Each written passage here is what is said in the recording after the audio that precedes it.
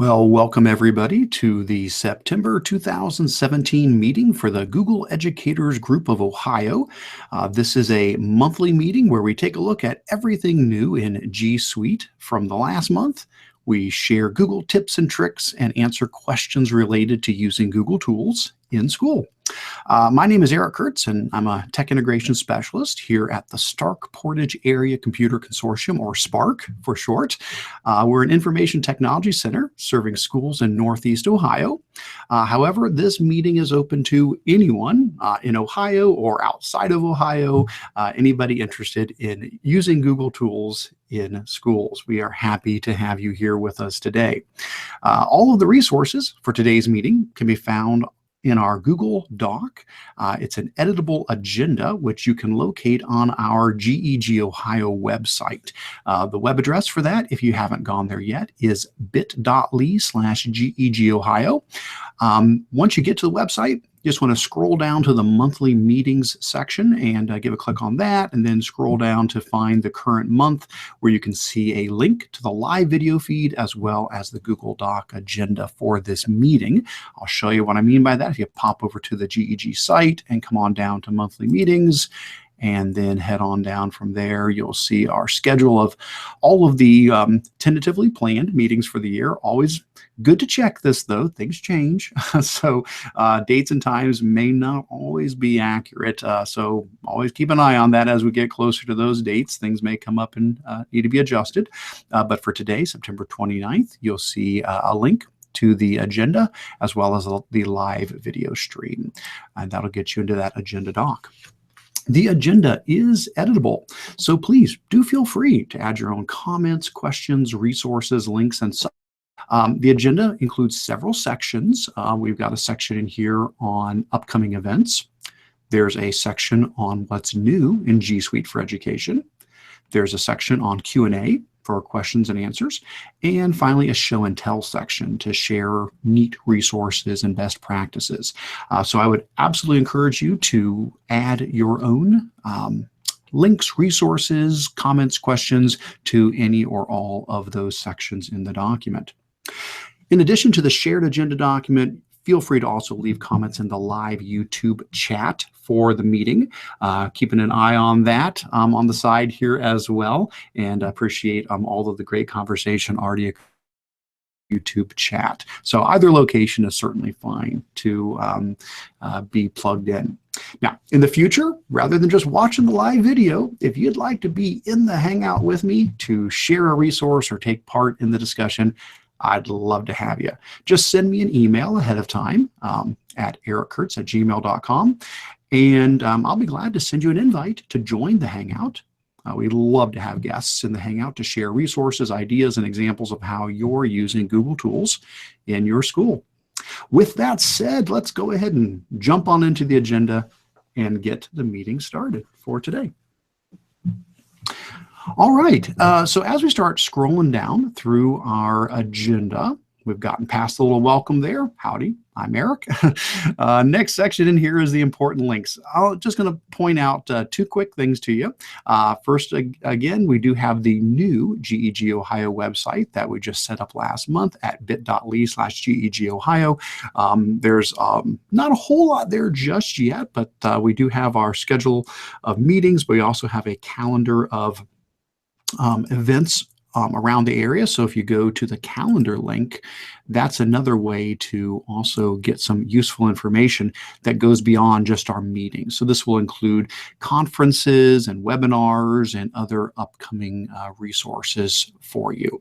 Also on the website, there's a link to our discussion board, and that will get you right out to our Google community, which was the other thing that I always want to mention, is that you can join our GEG Ohio community. Earlier today, I had us at a count of 2,563 members. Let's see where we're at now. Let's go to the discussion board, pop that open, and probably 2,564. Fantastic. So we would definitely encourage you to join the community as well, so that you can post questions and share resources and connect with educators all around the state of Ohio and beyond. The other link, though, that I did want to draw your attention to, and the important links, is the sign-in form. Now, this is to get you a certificate of attendance. Some schools do allow folks to turn in hours for like meetings. And so these are typically 2 hours long. And hey, if you'd like to get credit for the time you spend here, I would definitely encourage you to follow this link here to the sign-in form. And it's just a regular old Google form. We do ask for a little bit of information here, but that's so that I can send you that certificate. I'm not going to give your email address or information to anybody else. It's just for me to collect so that I can send you that certificate of attendance. I do report numbers to Google. I don't give them specific people's names, but I do report numbers to them. And so, for example, if this is the first time you've ever been part of our meeting, it's good to know that, because that's one of the things they ask when I fill out our monthly form about how many people we have attending the meetings. So just pick the date, and most people are watching this online. We used to do these also in person, but we've seen a shift to pretty much everybody joining online. So we are going to just go ahead and run these virtually for the time being, rather than actually having people physically here at the offices with us as well. All right, very good. All right, beyond that, we've already covered the updates, and we are ready to get into the meat of the meeting. All right, so one of the main things we try to do each month is just talk about what's new. There's so many things that Google rolls out each month, and it's, whoops, I'm sorry, I'm getting ahead of myself. I want to do the upcoming events first. The what's new is the next section on there. See, I was very excited about all the good news we have coming up, so I was ready to move on to the next section. Let me get the upcoming events taken care of first. So next up on the agenda is our upcoming events. Now, I know we've got folks that join from outside of the Ohio area, so some of these things may not apply to you, but some very well will, because some of them are virtual, like the webinars. But since we do serve the state of Ohio primarily, we definitely do want to highlight things in and around the state of Ohio that are coming up. So quick, just heads up on some of these upcoming events. If you are interested in getting Google certified, there's a lot of great ways to do that. You can go through the tutorials that Google has on their certification site. You can attend boot camps all around the country. We do the same thing here. Here in Canton, Ohio, where we're located, at the Spark offices, we run periodic boot camps to prepare people for Educator Level 1 or Level 2. We've got some coming up here. So October 25th and 26th, Level 1, and October 8th and 9th, Level 2. If you have interest in those, we are more than happy to have you come and join us for those. All the details can be found at the link here. They are open to anybody. We've had people come, obviously locally, but we've had folks come from other states. And so that is great. No matter where you're from, we welcome you to come take part in our boot camps. Next up, we have some webinars coming up. I try to do one webinar a month, getting a little optimistic with October and trying to do two in 1 month. But the webinars coming up for October include Google Forms for online assessments on October 4th and Google Tour Builder for any subject on October 17th. These webinars are an hour long each. They are free. We do ask you to register just so we can send you links and updates and make sure that you are reminded of the webinar as we get closer to it. They are recorded, so if you're not able to watch it live, you can also watch the recording afterwards. A couple of conferences on the horizon. In October, we got the NeoTi conference in Beechwood, Learn 21 down in Columbus in early November, Idea Stream up in Cleveland, November 15th. EdTech team is running a Cincinnati Google Summit in mid-November, 18th and 19th, and of course OETC, our big Ohio Educational Technology Conference in February. All those links will allow you to register for those different conferences, and Learn 21, I also have a link here for submitting a proposal on that. All right. If there are any other upcoming events, again, please feel free to edit the document. If I didn't realize there's a conference in your neck of the woods that you'd like people to be aware of, or some other upcoming training event, please fill that into the document there so other people can access it. Excellent. Well, let's now get into what's new in G Suite for Education, since I jumped the gun on that earlier. And this is the actual bulk of a lot of our time we end up spending, is just catching you guys up on what happened in the last month. I really want this just to be a one-stop shop for you. Boom, here you go. Everything new that happened in the last month, so you can go back to support your staff members and students properly with all of the new Google information.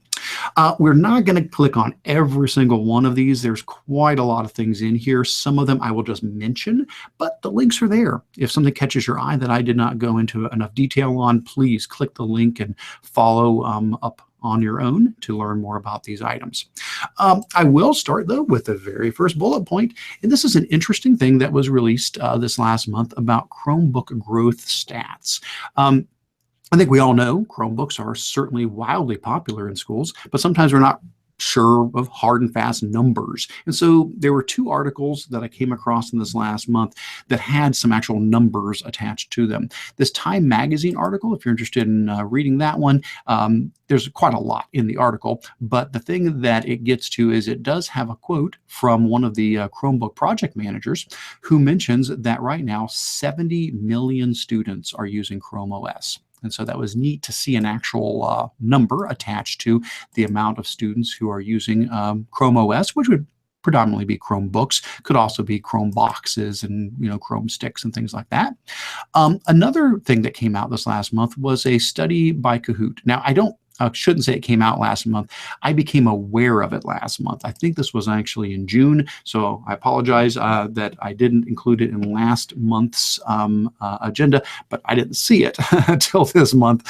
So Kahoot did a interesting study on what devices folks are using. Now, keep in mind, this is what they're seeing as people come and use their products. So you got to take that with a grain of salt. It doesn't mean they actually are able to survey every single person, across the U.S. Looks like U.S. and Canada. But what they're doing is they're looking at, as people go to their Kahoot site and they run a Kahoot game, are they on a phone? Are they on a tablet? Are they on a PC? Is it a Mac? Is it a Chromebook? And they collect that data.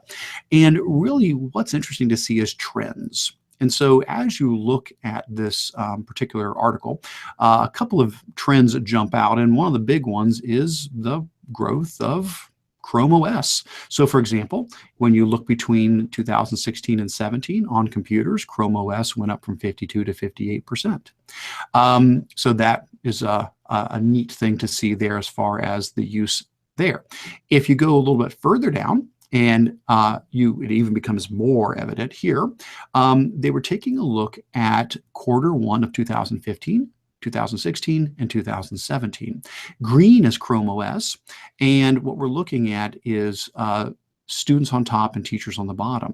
So from 15, 16 to 17, student use of Chrome OS went from 14% to 21% to 27%. Teacher use went from 6 to 10 to 13. So again, we are seeing the trend. We're seeing growth in adoption of Chrome OS as far as what Kahoot is seeing on the usage. Last thing I'm going to mention in this, and again, feel free to dive into this deeper. There's a lot of other neat things in it, but they did a survey where they asked teachers and students, what are you using? So what devices are you actively using in your classroom? And so with teachers, Chromebooks came out as the top device. Looks like about 44% of teachers indicating that they use a Chromebook in their classroom. Students, Chromebooks as well, a little bit over that, maybe 46%. Chromebooks were the #1 device mentioned by students.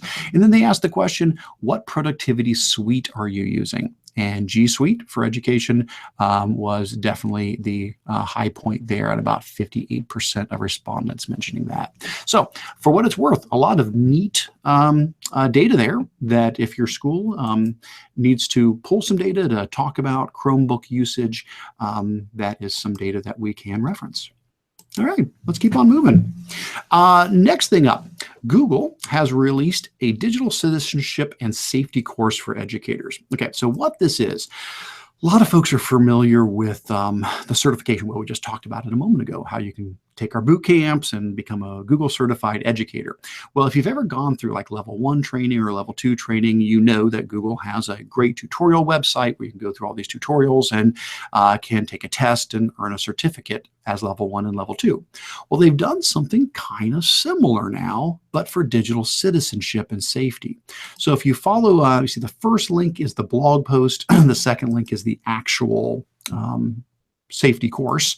If you follow that link out to there, what you'll see is they've put together these units to instruct you on these topics, and then there's quizzes that go along with it, and when you pass the quiz, you get a certificate. You get certified as a Google certified digital citizenship and safety person.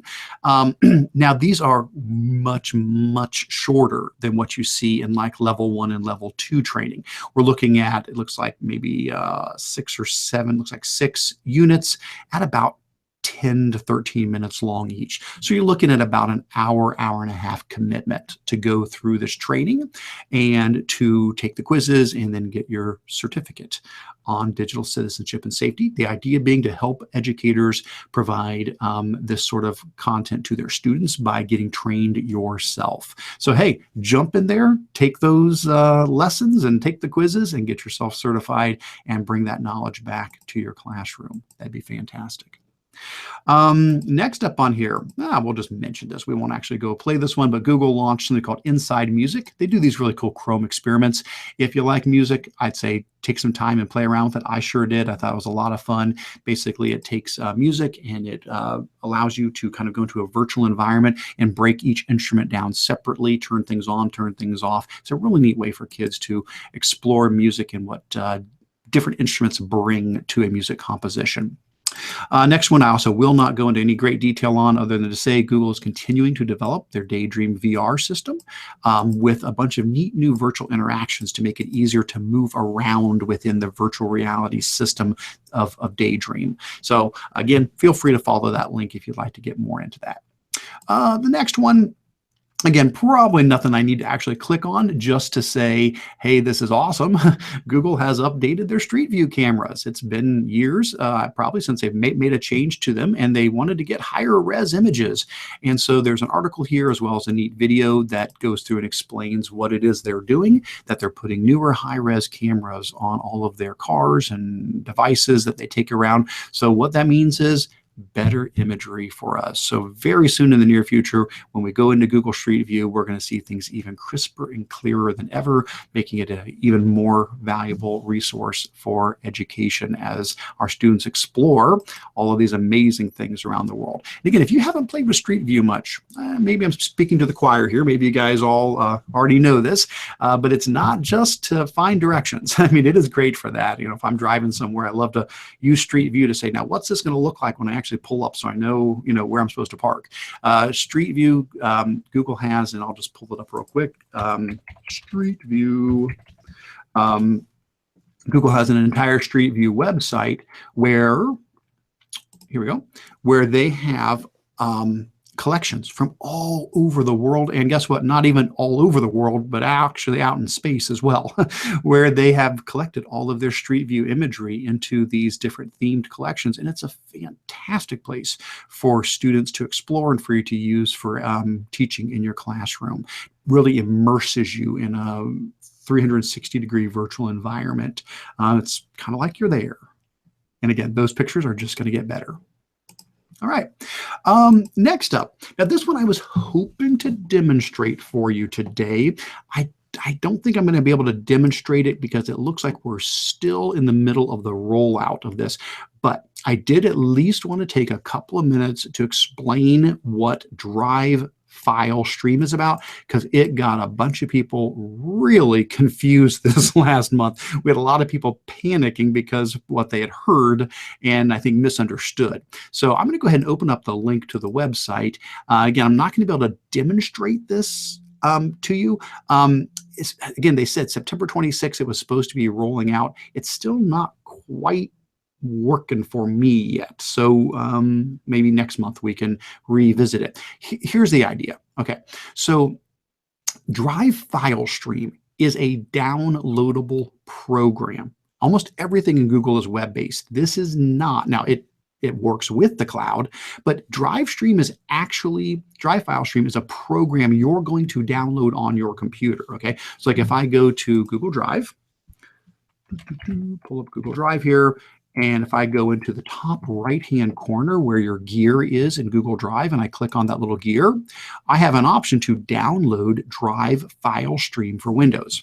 Now, the point is it's not letting me download it yet. So I've got the link, but it's not doing anything yet. So I think we're still must be in the middle of the rollout, and I don't quite have access to it. I turned everything on in the admin console, so it's all approved. It's just not letting me do anything with it yet. So we'll see. But it is an actual program you'll download for your Windows or for your Mac computer. And basically what it does is it's going to add in, like, we'll stick with Windows for the moment because I'm a Windows user. So if I were to open up my Windows Explorer, so if I open up my my regular Windows Explorer, my File Explorer, I'll get a new icon, or I should say an icon, I'll get a new entry in Windows Explorer that's going to be for my Google Drive. It'll show up on my local computer. And what will happen is I'll be able to go to my Windows Explorer. I'll be able to go to my Google Drive folder here, and it's going to show me everything that I've got saved in Google Drive on the web. But it's not actually going to be on my computer. It's just going to show me basically thumbnails that, hey, this stuff's there. Now, what I'm talking about mostly here is non-Google files, because obviously opening up a Google Doc on my local machine doesn't make sense. I'm going to open it up inside of Google Docs. But this is PowerPoints, Word documents, PDFs, any sort of file that's a non-Google file. Now, the point is, I'm going to be able to, as a user, go to Windows Explorer, go to my Google Drive and say, there's that Excel spreadsheet I need to work on.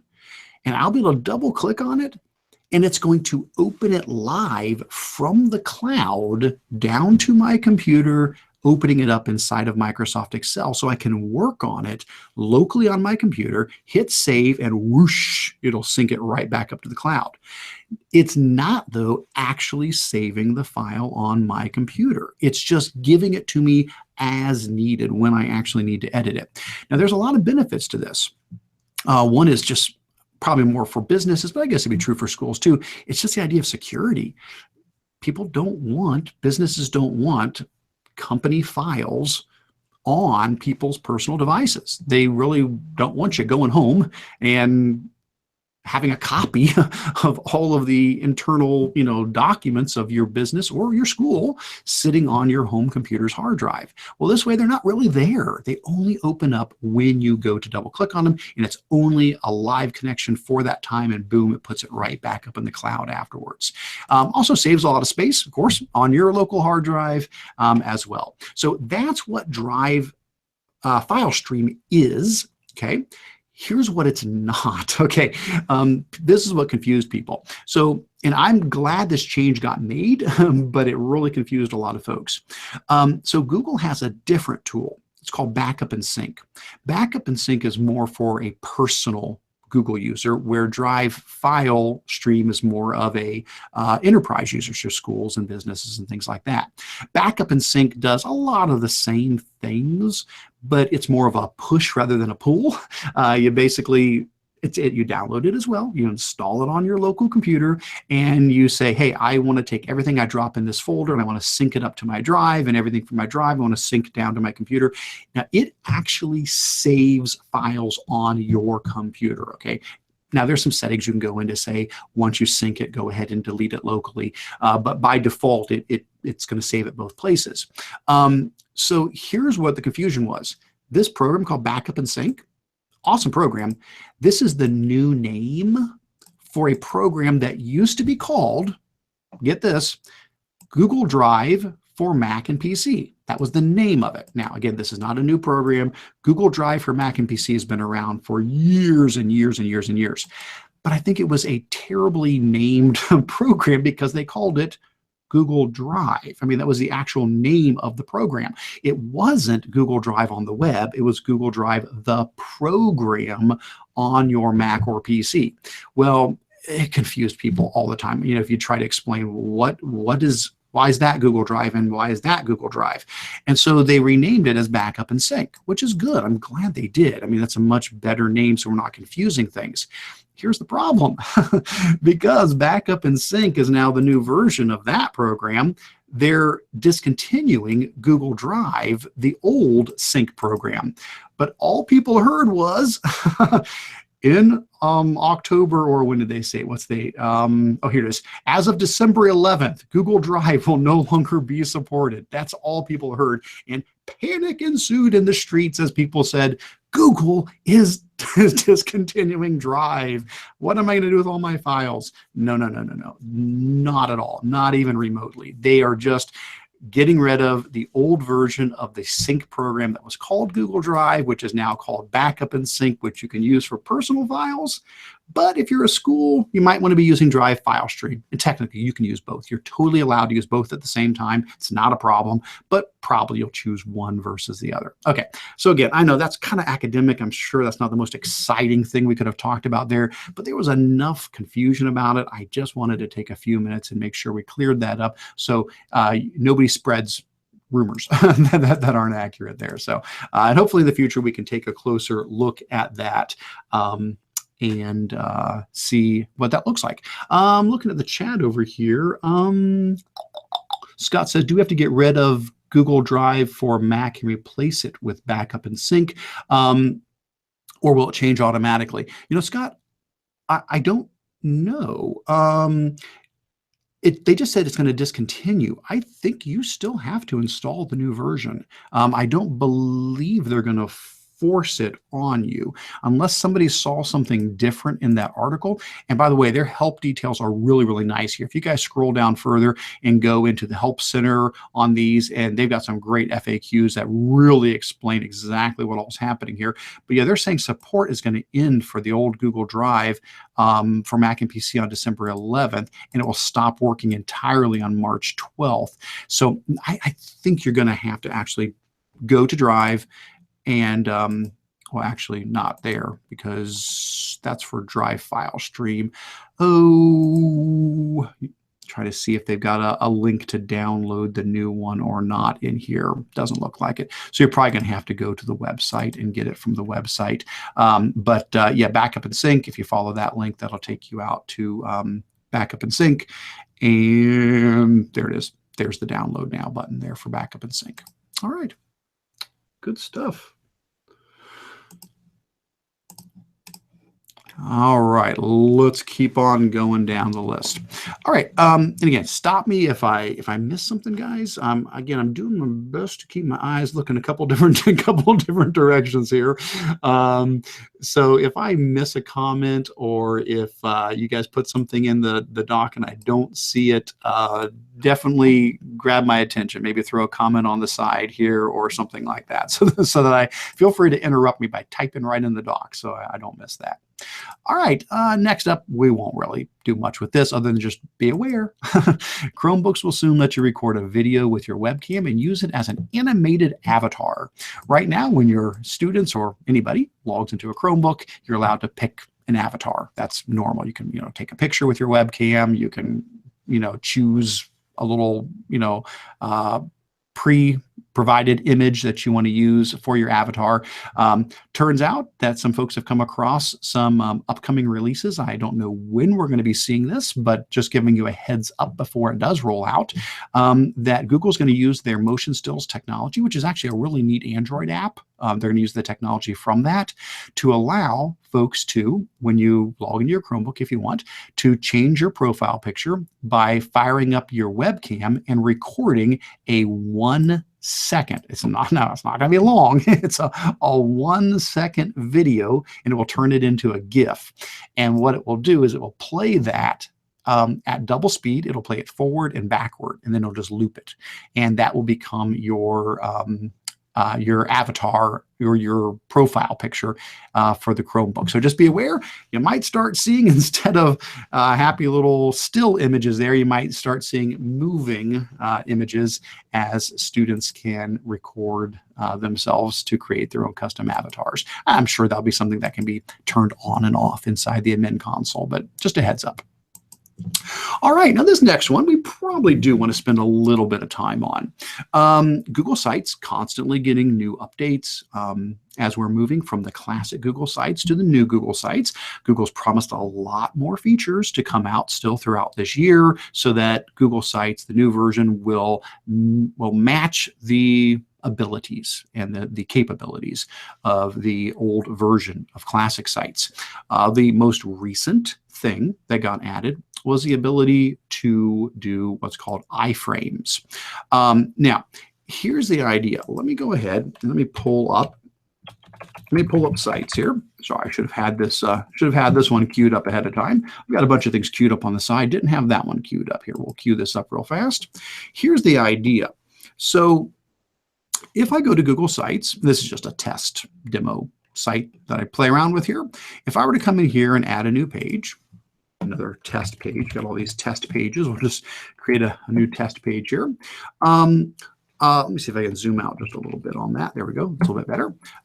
So one thing that we're allowed to do now that we haven't been able to do in the past is to embed what they're calling iframes, which basically means being able to put a website inside of your website. Okay, now we've always had the embed URL option. Okay, so if I'm here and I'm editing this page and I go to the top right and I click embed URL, that's always been there. You could put in a URL, and what it used to do is it would just make like a preview. It would give you a little thumbnail of it and it would add a link to your page. So let's say I go out to, we'll go to Wikipedia and we'll just grab an article on Wikipedia real quick. Let's search for chinchilla, and we'll grab the link to that. Okay, so I'm copying the link to this chinchilla article on Wikipedia. If I come over here and I say I want to embed that URL, and I come in and paste that, it used to be this was your only option, what popped up on the right-hand side. You would get a thumbnail, and you could insert that, and that's cool. People could click on the thumbnail, and it would take them out to the site. Now, though, you get the option of the whole page instead of just a preview. So if I say I want to embed the whole entire page, I can select that, click Insert, and now it is dropping that page into my website. Now, of course, I can make it bigger, smaller, whatever you need to do.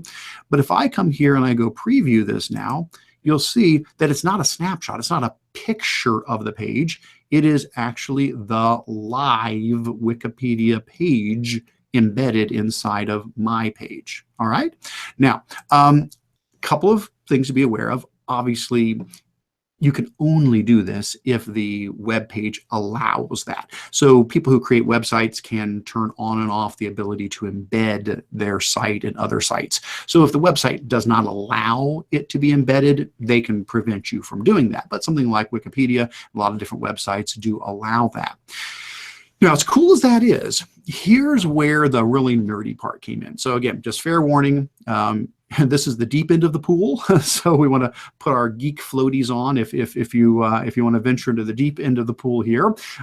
For people that were real lovers of the classic version of Google Sites, there are some glaring things we're still missing. And one of the things that we're missing in the new version is gadgets. Now, hopefully we'll get, again, all the features from the old into the new eventually, but gadgets is something we don't have. So for example, let's go to we'll go to the conference site. We run a tech conference every August here, and this is the website from our tech conference this last year. And one of the things you'll notice is I've got this rotating image slideshow here. That's a gadget. Okay, this is old sites. You can tell because if you go to the bottom, it says powered by Google Sites. That's the old look of Google Sites, where the new one says something like make beautiful. What's the new one say? The new one says something about make beautiful sites with, made with Google Sites, a effortless way to create beautiful sites. Okay, so you can kind of just look at the bottom and tell which version it's in. Well, this is a gadget here, okay? Well, here's the thing. we don't have a way yet to put gadgets into the new Google Sites. But what we could do, and I totally apologize, I do not recall who it was who initially mentioned this, but I did see their blog post and it was awesome, and I apologize that I'm not going to give you proper credit for this, but they said, well, you know what you could do?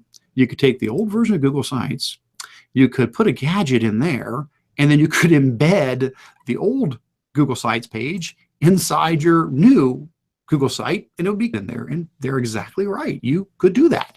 And so basically that's what I did last night just to try this out. So if I go to Google Sites here, I created a test. Here it is.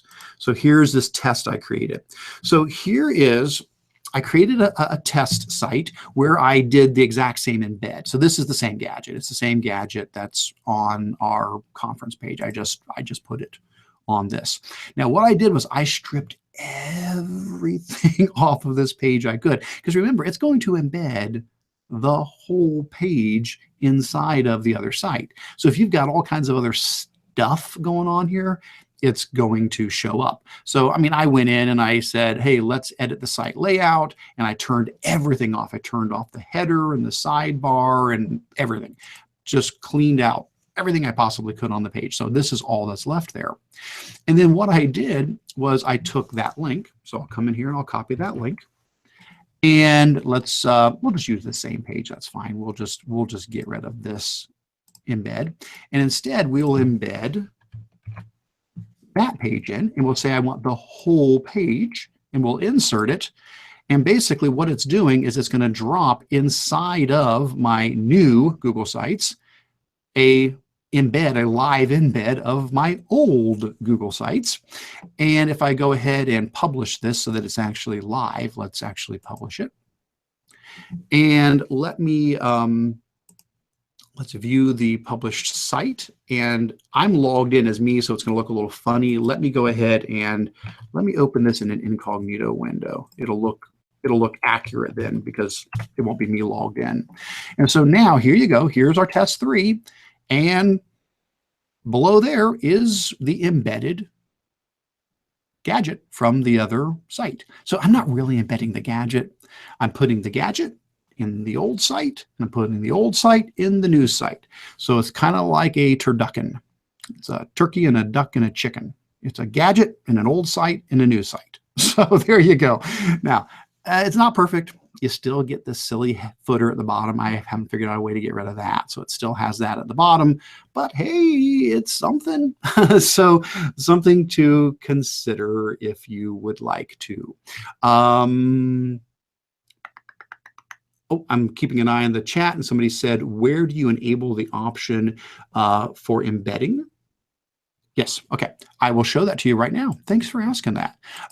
So where it is, and again, this is classic sites, okay? So here I am on classic sites. If you go into the gear on classic sites and you go down to manage site, from manage site, it's going to be on, I'll zoom in so this, because it's a little hard to see. Let me zoom in a bit here.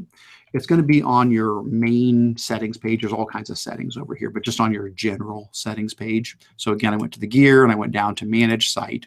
And now if you scroll down almost to the bottom, it's a ways down. Did I go right past it? Oh, there it is. It's under security. So on the general settings, the security section says allow embedding of your site and other sites.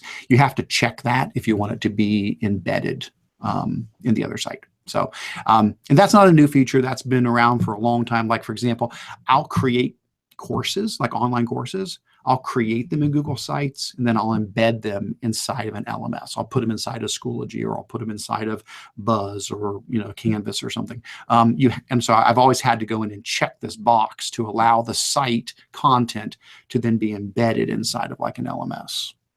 All right. And then as far as the new Google Sites goes, there's nothing you have to do on the new Google Sites to allow that.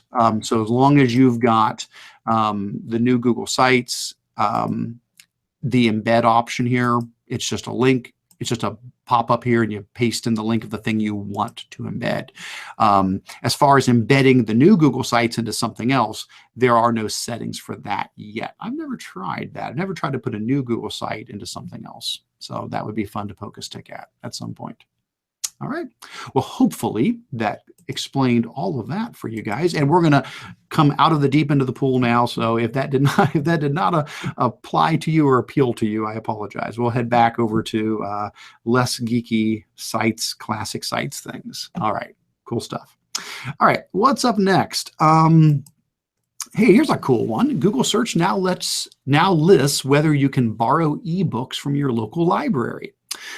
So let me close out of some of this stuff. Got too many things open here now. So let's say I want to run a search for a book.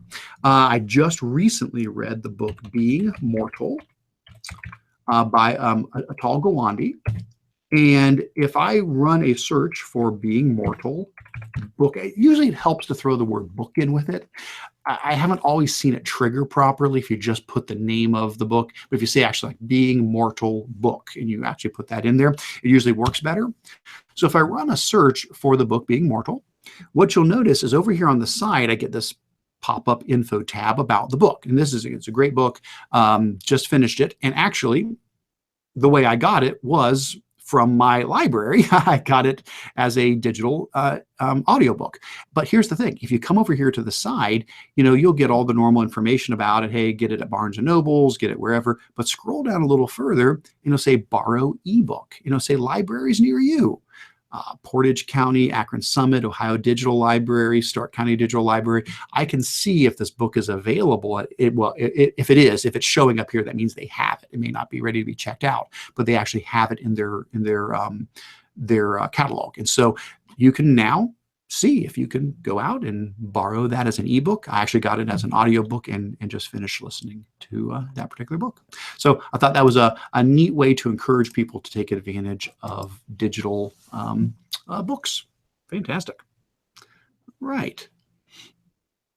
Next up, we'll just mention this. Don't really need to go into it. But for those of you that use Google Vault is Google's email archiving and discovery tool. It's a very critical tool for schools because we are required by law to provide public records requests. If somebody says, hey, we need all the emails from this date to that date that deal with this topic, or we're between this person and that person, by law, schools have to provide public records requests. And in the past, when and Google Vault is the tool that helps us with that. It's wonderful. Google Vault is totally free. You don't pay anything for it. It's just part of your G Suite product, okay?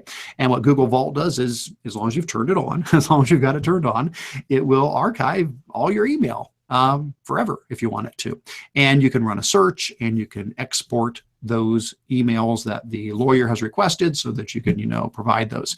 Well, it used to be they would only export them in a format called MBOX, the letter M, B-O-X, MBOX. That's mailbox format, which is fine, but it doesn't open in anything by default like we're used to. You have to actually get an MBOX viewer, but there's free ones you can just download and use to access it.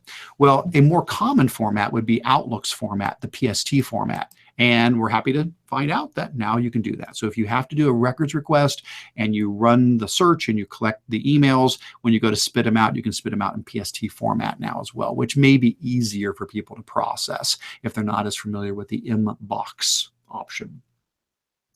All right. Next up, sneak peek at Google's upcoming Pixelbook. Talked about how Chromebooks are on the rise earlier.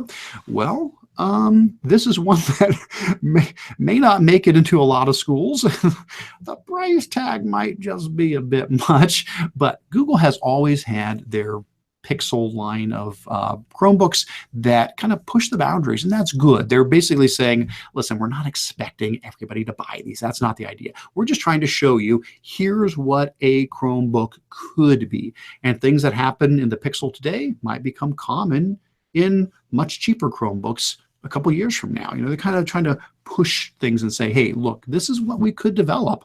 And so we got a little sneak peek at the Pixelbook that'll be coming out. I don't know. They think they're believing October 4th it'll be maybe announced. I guess we'll probably find out more details on October 4th. Google has a press event coming up then. But this is something that starts at $1,200 and goes up. There's even higher priced versions of it. So probably not going to have that one on the Christmas list, but just wanted you to be aware of that. If anybody is looking for a real high-end Chromebook, there you go. Next up. Now this one, it's not so much that I want to mention the update as I want to mention that this thing even exists at all. Just the fact that it's a thing. So Google has a photo editing app called Snapseed. They purchased it years ago from whatever company that was, and they've had this photo editing app for a while. Now Snapseed, it's a mobile app. So that means this is going to be on your phone. It's going to be on your tablet.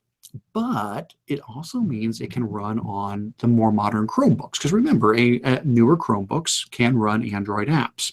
And so they had a blog post about how they've updated the Snapseed app. Well, that I'm not really going to make a big deal about. What I want to do is just show you real quick what this app is, because I think it's pretty cool. So if you've got a phone or a tablet you'd like to use this on, great. But if you've got a newer Chromebook and you've turned on Android app support in the Chromebook, this could be another great photo editing app to throw onto your Chromebook to take advantage of. So what I'm going to try to do, and this is always a challenge because I'm going to jump between computers here, so we're going to be optimistic that this is going to work properly. I'm going to pull up another device. There we go. So this is an Acer Chromebook. This is one of the newer Acer touchscreen Chromebooks that supports Android apps. Been thrilled with this device. It's got the stylus, really responsive, really, really nice. And it's not one of the really crazy expensive ones. It's about a $300 device. I think could certainly fit within a lot of schools. And it's ruggedized and all that good stuff. So I've really been enjoying this one a lot. Been playing with it quite a bit. If I come in here and I open up, let me see if I can find where, there's Snapseed. Okay, so you can see Snapseed, there it is in my list of, I just used it earlier today. That's why it's still in my recent list. If I come in here and click on Snapseed, what it's doing is it's actually launching the Android app, because again, I'm running Android apps on the Chromebook, and that's a whole other discussion for another time. I would absolutely love to go into that if that's something people would like to chat more about at some time. Is how do you do that? How do you turn that on and deploy apps and all that kind of stuff? But I just wanted to show you. So here's Snapseed running. It's an Android app running on the Chromebook, and I click here to open up a photo, and I downloaded a couple of sample photos earlier. Let me grab this one as an example, and I will open up this photo. Okay, so now I've got, and this is off of Pixabay. Pixabay is a great website with public domain, copyright-free imagery. I use Pixabay a lot of times for stuff. So basically, here's the idea. I can open up a photo, and then on the right-hand side, I've got all of these editing tools, and I can go in and I can apply filters. I can go in and choose, oh my goodness, so many things. I can do a vintage look if I want to apply a vintage filter to it, or I can come in here and there's a perspective shift that lets me drag the perspective around on it, which is really cool. But you could just spend all day playing around with all of these different things that they have here. But here's the one I wanted to show you, because I was playing around with this. I was goofing around, and I came across, I know maybe I'm just a nerd and a geek, and this excited me, and maybe Photoshop users are going to think, oh my gosh, we've been doing this for 10 years. What are you talking about, Eric? But we're used to cropping things, making them smaller. It has a tool called Expand. This is just so cool. It's just so nerdy. It's so cool. So here's the idea. So I've got my image, right? So this is the image. There it is. It's a ocean and a cliff. Okay. If I come in here and I say I want to use Expand, what it does is it takes that same image and it puts a border around it that if I drag the image out into the border, it's going to use like artificial intelligence to figure out how to fill that in with stuff that ain't there. So like, here's the ocean. What if I want the ocean to go further? And I say, I'm going to drag the ocean out. Now, when I let go of this, it's adding more ocean. And if I come over here and say, I want more cliffs, and I drag it over, it's going to go, sure, we'll just create some cliffs for you there. Now, it's not perfect, but oh my gosh, what if I want some stuff? I want to see further down. Let it do that. And now it's creating more rocks and more water for me. So anyway, I know it's kind of nerdy, but so the point is there's a lot of really neat Android apps out there that now can run on Chromebooks, and Snapseed is just one example of that. I just wanted to mention that. I thought it was kind of cool. Oh, David said, so this is how Skynet begins. Yes, yes, I welcome our AI overlords. That is correct. All right, so let me come back to me now and present back on our screen. Okay. All right, let's keep on going. What's up next? Okay, Google Earth. Google Earth is on the web now. We've had that for several months and been loving that. Oh my gosh, fantastic. They've added a new feature called a photo layer. So here's the idea with the photo layer. So what you want to do is you got to start by going out to Google Earth. So we'll fire up Google Earth, which is just earth.google.com. And when you get there, it does take just a little bit to load because it's loading the whole globe, of course. You know, here's Google Earth. We've talked about it before. You know, if you have not explored Google Earth, please do check out my Control Alt Achieve blog. I got a whole bunch of stuff on there about using Google Earth. It's awesome. It's really cool. Well, what they've done, in addition to all the normal features, is if you go into the menu, so if you come up here to the top left and you click on the little menu button, in the drop down, there's a new option that says photos. Now you have to slide this on. If you don't slide it on, it won't happen. So if I'm just here and I'm just, you know, moving around and I'm zooming in and out on the Earth and all that good stuff, I'm not going to see this on my own. Okay. So, but if I come here to the menu and I come down and I do the toggle for photos, what it does now is they've now tied into all of the pictures people are taking and posting as public images through like Google Street View, you know, when you can go on and you can take a picture and you can, you know, add it to the public database.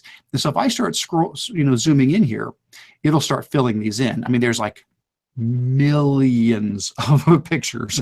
So as I start getting closer, like I live up here in Ohio, if I start zooming in on Ohio, and it takes a little bit of time to start filling these in, but these are all photos, and I'll keep zooming in a little closer.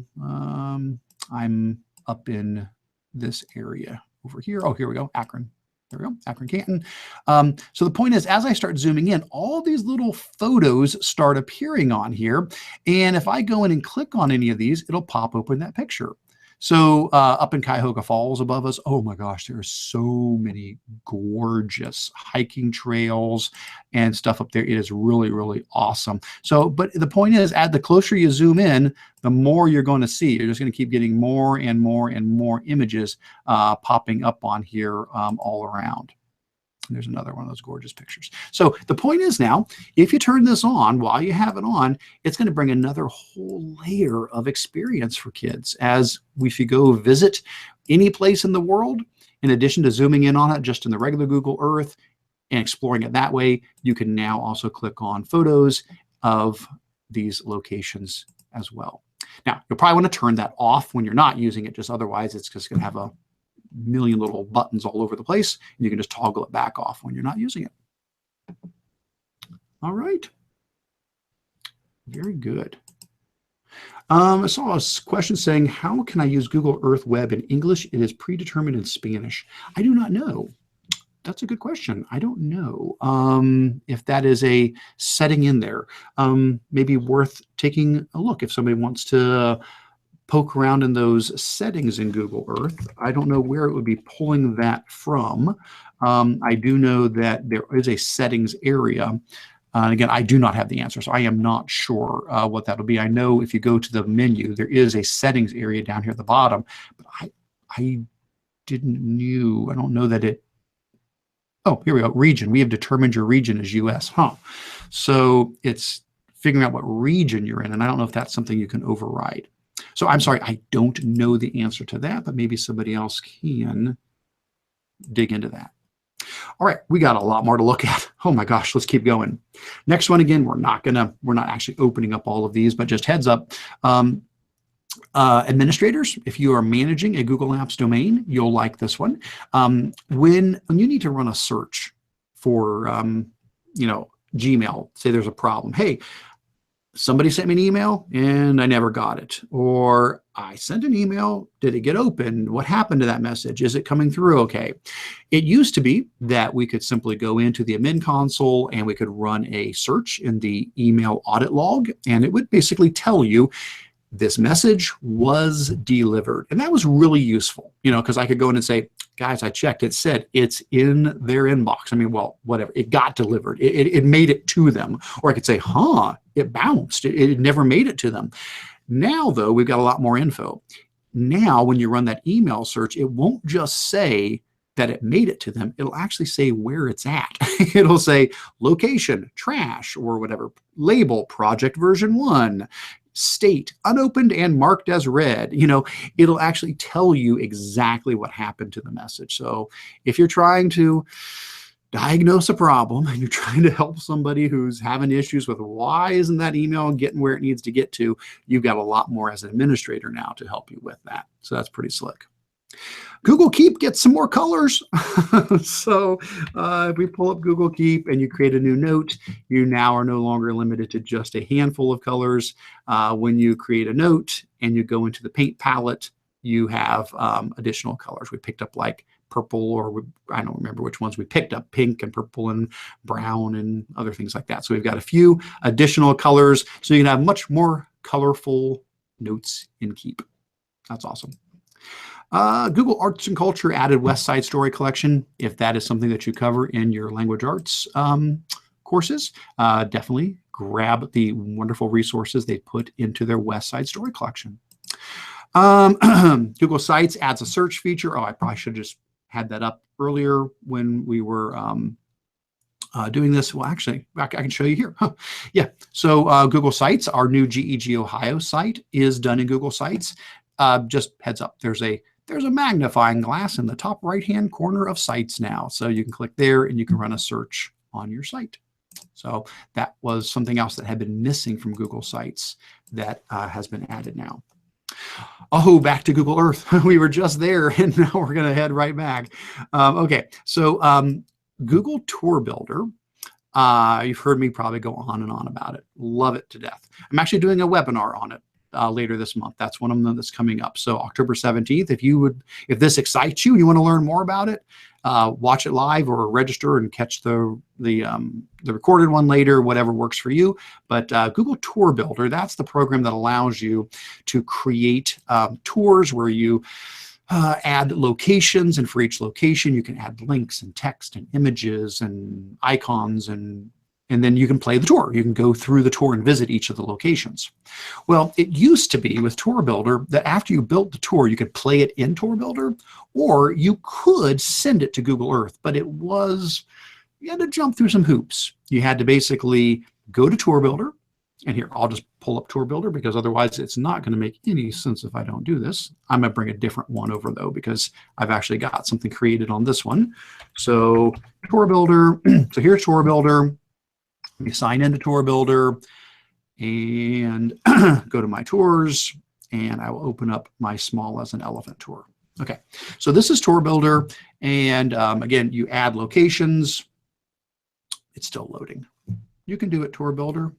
I believe in you. Okay, there it is. You add locations down the side here, and for each location, you add information about that location, and you can play through the locations, and it takes you from spot to spot to spot to spot. So it's an awesome tool. We'll be getting in great depth in the webinar. Well, the thing I used to love to do with this would say, okay, after you're done building your tour, instead of playing it here inside of Tour Builder, which is fine too, you can, it's fun to play it just inside of Tour Builder. I said, instead of doing that, go up to the menu here and go ahead and export it. And you'd say, I want to export this. And you would export it as what's called a KML file.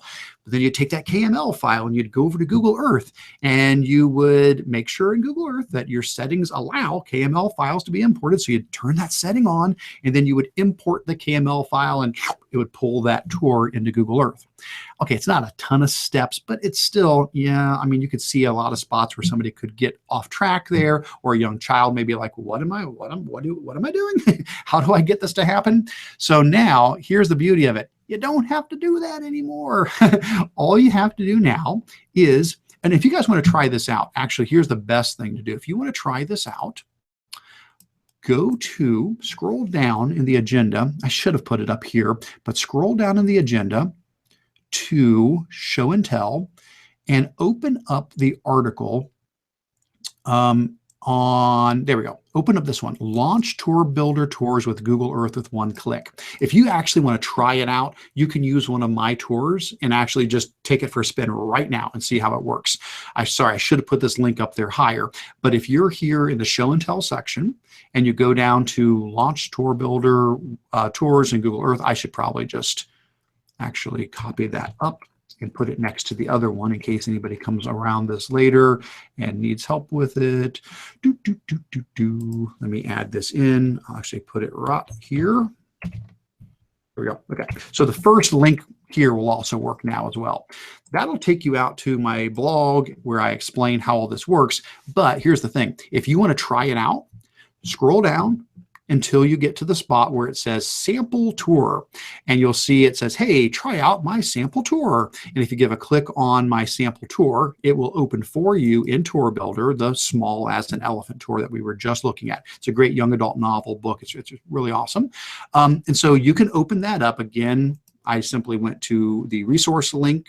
The first resource link took me to the blog post, scroll down to sample tour, click that link, that'll open it up in Tour Builder, but then do this.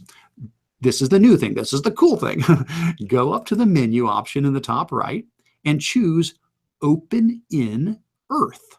That's it. You don't have to do anything else. You don't have to download, change a setting, upload, nothing. You just go to the menu option and say Open in Earth, and it's going to launch Google Earth, and it's going to auto load that that tour that I built. And here it is. Here is the Small as an Elephant tour. And I'm going to zoom out just a bit so it fits on the screen a little bit better. My screen's scrunching it just a little bit at the moment. But you'll notice down the left-hand side are all of the locations. And on the right-hand side is the panel with the information. And so as I come down here, and I come down here on the right, all I have to do on the bottom right-hand corner is use the little arrows and say, let's go to page 2. And it will fly me in Google Earth right to that location. And whatever I put here, pictures or text, I can now read all that, move to the next location. It now flies me up to the next location. And again, if I've got links, some of these have links, some of them don't. It just kind of depends on what I put over there. Anything I put on the side now shows up in this panel. And again, this is live Google Earth. So you can come in here and drag it around, switch it into 3D mode if you want to have it in 3D mode. And now the whole tour is running inside of Google Earth with one click. Well, 2 clicks. Click the menu and click Open in Earth, and that's it.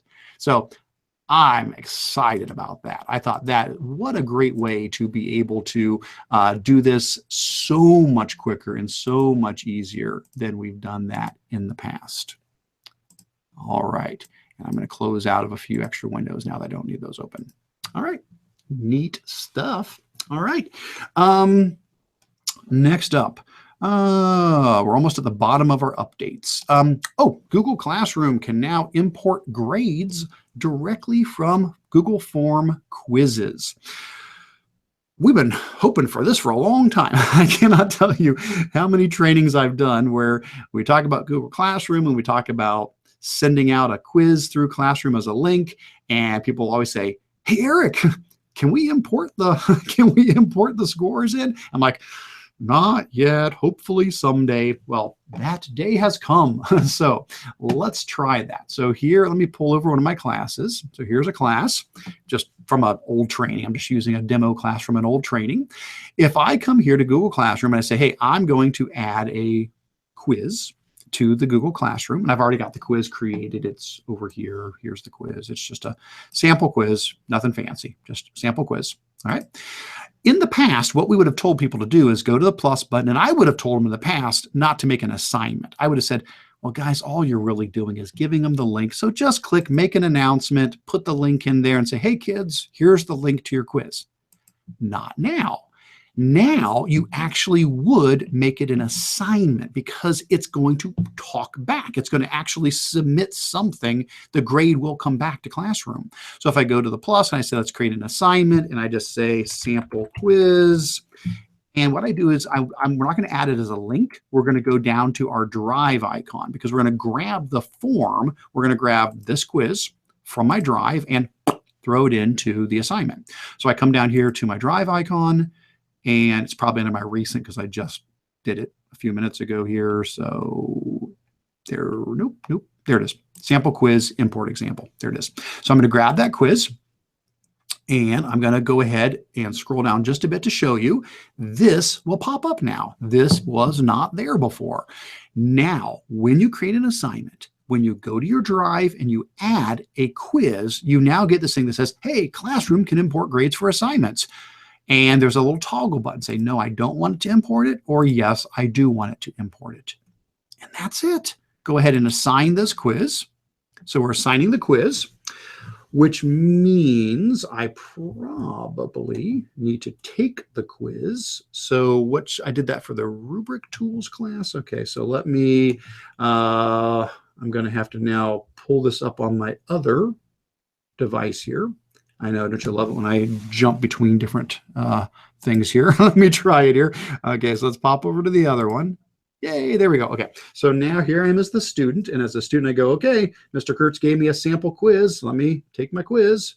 Quiz opens up, and I go, we'll say that's right, but we'll get this one wrong, and we will submit it.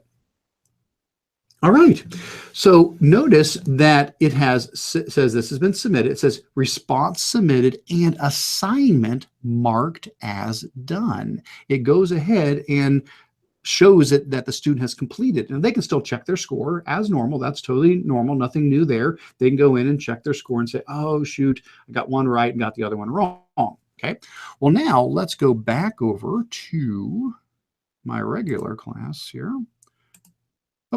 There's me again. Okay, so now I'm back to me now. Now it's me as the teacher. So now I'm back over to being the teacher.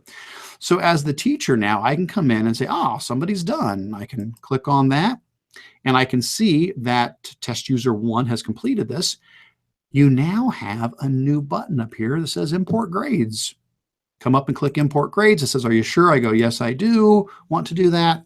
And it's going to pull that grade in. And even though that used to be a 100-point assignment, and now change it to 4 points, which is correct. And there it is, 2 out of 4. So that the grade has been imported. And of course, I can return this to the student as well as normal. But awesome! What a great way to save on having to retype things. It's boom! It's just right there in there for you. So that's great.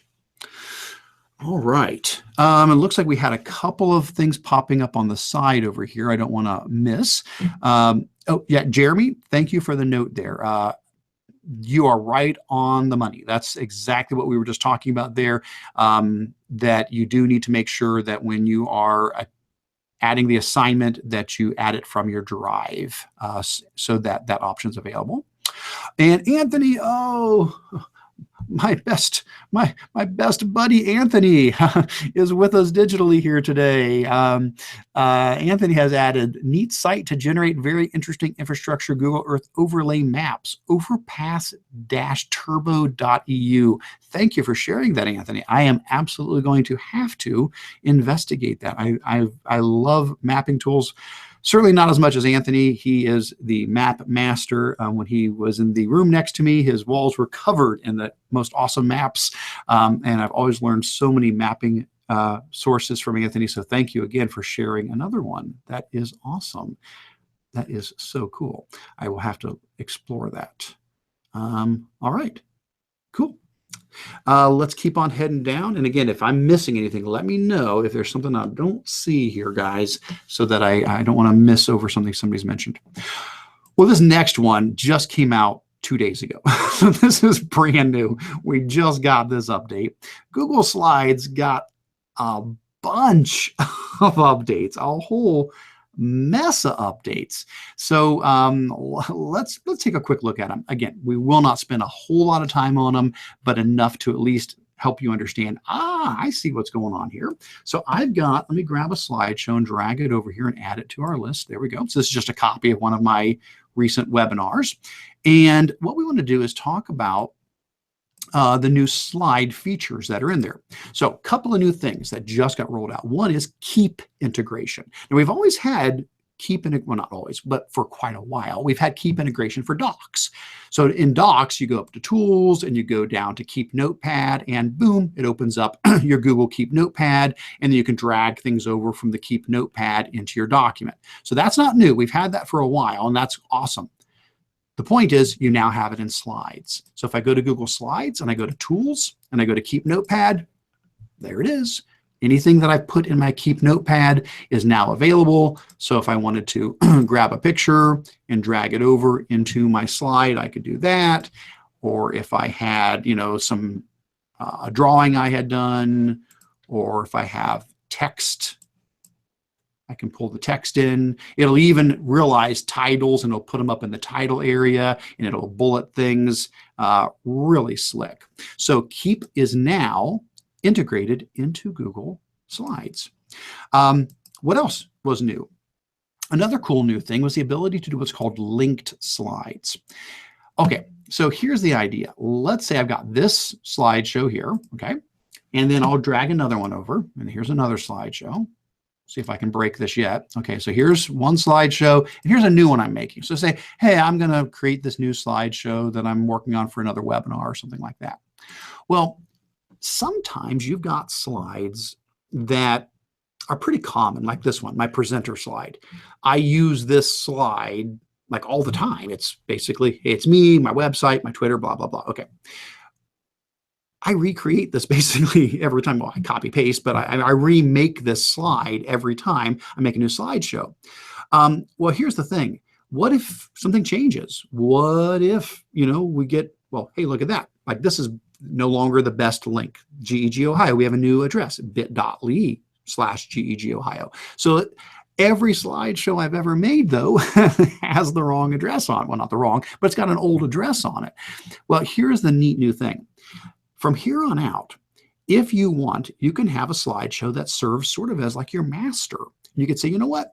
I'm going to say this is for sure where I've got the most up-to-date information. I'm going to come to this slide and I'm going to copy this slide. So I'm just going to right click on this slide and say copy. Then I'm going to come to this new slideshow I'm working on and I'm going to right click and say paste, or you could just do edit, copy, edit, paste too, but I'm just going to I'll do paste. And when I paste it, it's going to blurf, throw that slide in there, and look what it pops up. A new option that says, would you like to link this back to the thing you copied it from so that it will get updates in the future? I'm going to go, you bet I am. So I'm going to say link slides. And now if I come over here and make a change and say, you know what, that is really not the right address anymore. We are now using bit.ly/GEG Ohio as our address. And link out of that with HTTP, give it all the happy stuff it needs. Boom, there we go. And I don't like underlined links, so we'll take off the underlining. So now I fixed my master. Well, if I go over to this new copy, you'll say, Eric, it didn't change. It still has the old one. I get that, but the thing is you get to choose if you want to update it. So now, because I made this a linked slide, look at what's in the top right-hand corner. I got this little drop down that says, would you like to update this slide? You can also unlink it if you need to, and you can open the original source. Or I can say, you know what? I know I fixed the original, and I'm about ready to give this presentation. Let's come here and click update, give it a second, and boom, it's updated. And so now I can pull into my child slides all of the updates from my parent slides. So that's awesome. Really neat. And this could be great for collaboration. If you had multiple people who were maintaining different masters and you had copied and pasted them into a slideshow like this, So basically what we could have, I guess if you think about it, it could kind of be collaboration without collaboration. So I could create a new slideshow, and as long as I have access to your master and your master and your master and your master slideshow, I could copy slides from yours into mine and make them linked. And then you guys could just keep working on your stuff, working on your slide. And then all I have to do is come in and say update, and I could pull in, suck in all of your updates. And you would never have to actually go into the one central slideshow. You could just work on yours and I could pull them all in.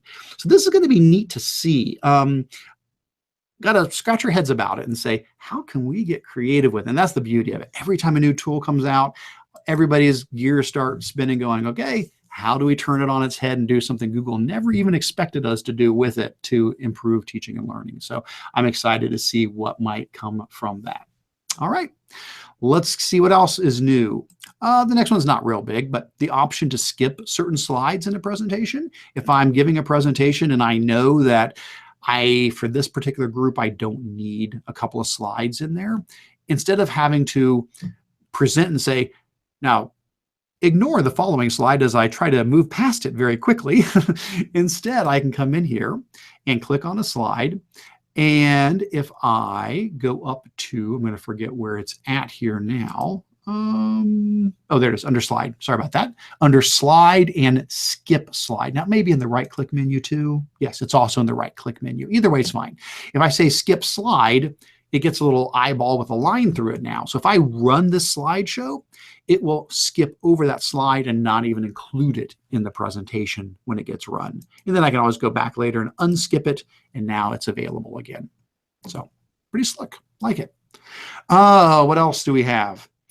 Grid view option. Hey, we've been wanting this forever. So in PowerPoint, you can get a list of all your slides in like a thumbnail, and Slides never did that. Well, now it does. A couple of ways. Bottom left-hand corner, you can go from film strip view to grid view. And there you go. All your slides in grid view, and you can even drag and drop them around to rearrange them if you need to. And then hit film strip view to go right back to normal. It's the little things that make a difference, isn't it? Yes.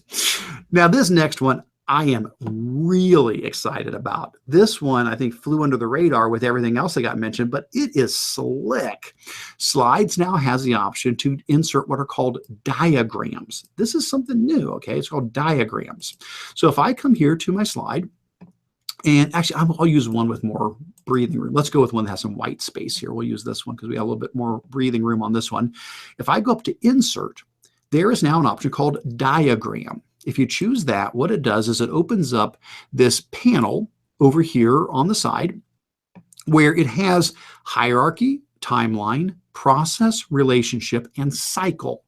And these are basically pre-made graphic organizers, diagrams, flowcharts, whatever you want to call them. So if I say, my kids need to make a timeline, excellent. Go to timeline. Do you need 4 dates, 5 dates, or 6 dates? Pick what you need. And then which format do you want? Choose the format you like. Click on it. Boom. You've got a timeline right on your slide now. It's all just a bunch of text boxes. There's nothing actually here that's, I mean, you could have done this. This is text boxes. It is shapes. It's, dots and lines. It's text. All of this you could have went up to insert, and you could have added text boxes, and you could have gone to shape, and you could have added shapes. You could have built it, but Google built it for us. And now all the kids have to do is go in and edit. Just double click in there and edit the stuff. Ta-da! You've got a timeline, or you've got a cycle, or you've got relationship diagrams, on and on and on. Processes, hierarchies. Oh my gosh. This is so awesome. So I'm really excited about that. That's going to give us a lot of neat options for kids making really cool slideshows. And by the way, it's just text boxes and stuff. So if you create it in Google Slides, you can then select it and you can copy it and you could go over and paste it into like a Google drawing. It's just text boxes and shapes and stuff. So if I wanted it in a Google drawing, just copy and paste it from Google Slides, come over here, hit paste, and boom, it's going to throw that same thing right into my Google drawing. So, you know, anything that supports that, you would be able to copy and paste it into there. And the final update for slides, add-ons. I know it seems like I buried the lead, like that should have been the first bullet, but it was the last one in their blog post, so I kept it in the same order. But yeah, kind of buried the lead there. I know that's probably the one people are the most excited about. Is we now, and I'll just clear this out here. We now have the ability in slides to install add-ons. We've had add-ons for docs, forms, and sheets. We have not had it for slides. Now we do. So go up to add-ons, click get add-ons. There's not many there. We have 7 of them, but I guarantee you this will explode. We're going to have dozens and dozens of awesome add-ons very soon.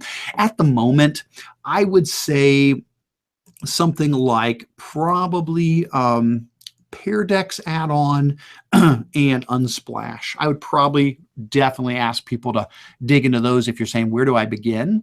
So Unsplash is a really cool website. They've been around for a long time. They're not something new. Unsplash, basically it's another website like Pixelbook or OpenClipArt where it's free photos. And so gorgeous photos, like I think they say like 300,000 photos, and they're completely copyright free, royalty free. You can use them in education. You can use them any way you need to. It's a really, really nice site.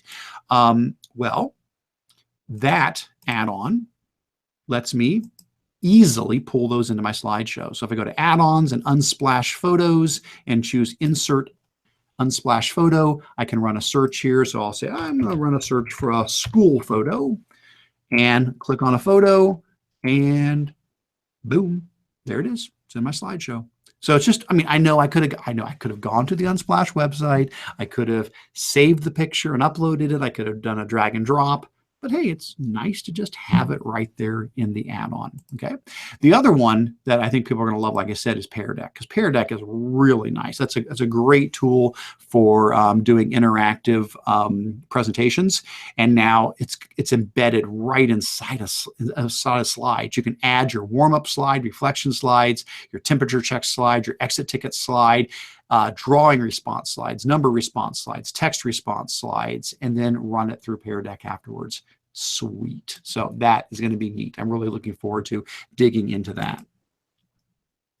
All right. We're about to the end of what's new in Google. Just heads up, iOS now has the ability to run self-guided expeditions. This came out on Android a couple months ago. Basically, when you have the Google Expeditions app on your phone or tablet, if you don't have a teacher there to run the expedition, students can run self-guided expeditions. They can launch the app and say, I want to do a self-guided expedition. They can choose the one they want to take, and it will let them explore the same expedition on their own, at their own pace, and it will even read aloud the text that is included that the teacher normally reads. That text can be read aloud to them in the expedition. So be great for, you know, homework. You know, kids go home and grab their phone and do an expedition on their own. Google Sheets has custom headers and footers now. So new, if I have, let me see if I'm going to grab a, I'll just grab a spreadsheet real quick and drag one over here for you. This is nothing special, just some fake data. This is not real student names and data. This is one I use for training. It's just all pretend data here. But in Google Sheets now, if you want, you can customize the headers and footers when printing. So if you go to File and Print, on the Print Preview screen, there's a headers and footers section on the bottom right. You can say, I want page numbers and workbook title and sheet name and current date and current time, and it will put those up in the headers and footers. And you can click Edit Custom Fields, and you can go in and you can put your own stuff in here. I'll put in Spark at the top, for example, and confirm that. And now Spark will show up at the top of every one of my sheets as they print out. So I won't really do that, but that's there. Holy cow, I think we made it. Oh, very last thing. Now, this one does not have a date associated with it, because I don't know exactly when it came out, but I heard about it this month. So again, this is one of those things that I heard about this month, so that's why you get it. Chromebooks, big topic, of course, here today. One of the things that people are understandably wanting to make sure they can do is properly monitor, filter what students are doing on Chromebooks. There are so many products that address this. So I'm not saying this is the way to go, the best way to go, just letting you know there's now a free option for web filtering on Chromebooks. So here's the idea. Securely is a company that has a web filter product you can pay for that does a whole bunch of really awesome things. You still have to pay for Macs and PCs, but for Chromebooks, Securely is now free for Chromebook filtering. And so basically what happens is you as the administrator, and again, I won't go through the gory details now. I'd be happy, maybe we could make a webinar out of this. I'd be happy to, or if you want me to put this in next month and actually spend some time on it, I would be more than happy to do so. Basically, what you're going to do is from the admin console, you're going to push out a Securely Chrome extension. Okay, so you're going to sign up for it here. It's really easy. Just come in and say, hey, let's get started. Put in your domain, log in with your admin account and say, yep, I want to use Securely. And then you will push out a Chrome extension to whoever it is, whichever groups of students you want to use this with. Now, it only works on Chromebooks. So if those kids log into a Mac or a PC, none of this will affect them there, just if they're on a Chromebook and you've pushed the extension out to those kids. Now, let me head over to the Securely site and let me log in, because I have done this with some demo accounts. So I'm going to log in as a school and I'll log in with my Google account and maybe. Okay, it's let me in. So here we go. So this is the Securely dashboard. And basically now I can go in and I can create policies. So I can say, hey, I want to make a policy for elementary, high school, middle school, staff, whatever. And each policy that you create, you can then go in and turn things on and off. You can say, I want to filter pornography, drugs, gambling, adult content, social media, chat, webmail, hate, social networking, games, you know, turn on, turn off, whatever big categories you want to block. You can also say, I want a force safe mode and YouTube restricted mode and things like that. You can also add specific sites that you want to explicitly deny or allow. So you can override things as well very, very easily. So the point is you set up the policies. There's also those are policies. There's also global settings that kind of overarchingly affect everybody. And then students log in, the Chrome extension gets pushed out to them. And so now if I go into my reports, I can see, and again, this was me earlier today, so I was using one of the test accounts here, and I can go in and I can see what's happening. So what's been blocked? Well, it looks like test user 5 tried to go to Reddit, and that was blocked. Oh, he searched for boobs. Good job, test user 5. And so that came up as a blocked thing. He tried to go to Roblox and Twitter and a bunch of other stuff, and those all got blocked. Now, I can also see what didn't get blocked. Well, he also went to Gmail. That was fine. He searched for penguins. That was great. He went to Dogo News. He watched a video. All of that was fine. Okay. And so I can see what was blocked and what wasn't blocked. I can also go and run a report just for that particular student. So if I say, how is test user 5 doing? I can download a PDF report for him. Now I could have picked different days. I could have made it a bigger range. But now here's a PDF report that shows every single thing that user has done, what was blocked, what was allowed. What a great way to be able to have a conversation with the student or the parents if there's an issue. I mean, you've got that information now there. Something else it does that's really neat in addition to web filtering. Oh, and by the way, this works wherever. So if they take the Chromebook home, I mean, it's an extension. Because the extension is installed on there, they don't have to just be in the school. So if they take it home, wherever the Chromebook goes, it's being filtered. This filtering is applying to it at no cost. Okay, that's awesome. Something else it does that's really neat is there's an option in the policy editor, the global settings, to turn on what's called self-harm notification. if a student does a search for, like, for example, suicide, that's the example I used earlier, it will, in this case, I just searched for the movie Suicide Squad, but it showed up in the flagged activity section, and I got an email. It sent me an email too. So a lot of really powerful tools are now free for schools to use with Chromebooks. Now, there's more to Securely than that. That does cost money, but the free stuff that you're looking at here is free, and they say it's free forever. And so I thought that was pretty slick. Somebody said, is the filter connected to the account and not the location? That is correct. That is correct. It is a Chrome extension on their account, so it is attached to their account. Now, the full version has more options than this that can have, you know, some differences based on IP as to, are they at school, are they at home, and it treat it differently. From what I've seen so far with the free version, though, it is definitely something that a school could certainly consider. Now, they may have another solution that they're using, and it's fantastic, but hey, if you don't have anything, this is free. So it is definitely worth taking a look at.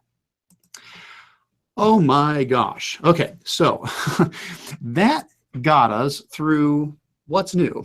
There's no way we're going to get through everything in show and tell here in the next half hour. So let's take a quick look at Q&A, and then I'm just gonna highlight a couple of things in show and tell. We can't get through them all. It just isn't going to happen. But let's take a quick look at Q&A. And see what's going on. So we've got a question. I'm looking at creating curriculum maps in Google by grade level. Anyone have examples or ideas for the process? I know Matt Mays, I don't know if you were checking with Melissa, but I know you shared last month about the curriculum maps you were doing for technology. And then Andreas, you said you did this at Kinston, and you'd be happy to show how. Thank you, Andreas. Oh, so you did it at Kinston, but now Andreas is with us. We stole him. He's at Streetsboro, so we are very, very pleased and fortunate and so happy to have Andreas with us in Sparkland. So it looks like between Matthew and Andreas, we're going to be able to help Melissa out with some ideas there. Next, anybody know if it's possible to merge results from two identical Google Forms into the Forms summary screen and not the spreadsheet? My quick answer is no. You're right. On a spreadsheet, absolutely. Not a question about it. You can pull, send the forms to a sheet, send that form to a sheet, have another sheet that uses import sheet, and pull them in together and mix them up and all that. Great. Absolutely.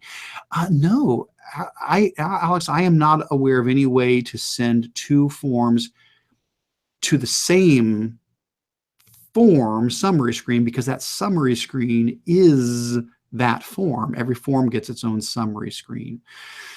So no, unfortunately, I am not aware of a way to do that. Now, having said that, my bigger question would be, Alex, behind the scenes, what is it that you're trying to accomplish? Because there can be other ways to accomplish things. If what you're saying is, you're trying to, I don't know, I guess I'm not sure what you're trying to do. I was thinking if you're trying to take like different class periods or different buildings, and they each have their own form, but you want to bring it together later, and then you want to analyze it, and you want to be able to kind of break it down by the group. I'm not sure if that's what you're asking. If that was what you were asking, and again, that maybe is not what you're asking, but if it was, I would point you to an add-on for forms. And so if I pull up my site and I go to forms and I go to, let me find it, probably looking right at it. Here we go. 9 awesome add-ons for Google Forms. This blog post here was a webinar I did, and there is an add-on that is really slick. It is called Advanced Summary. And what it does is, it's from the same people that do Awesome Table.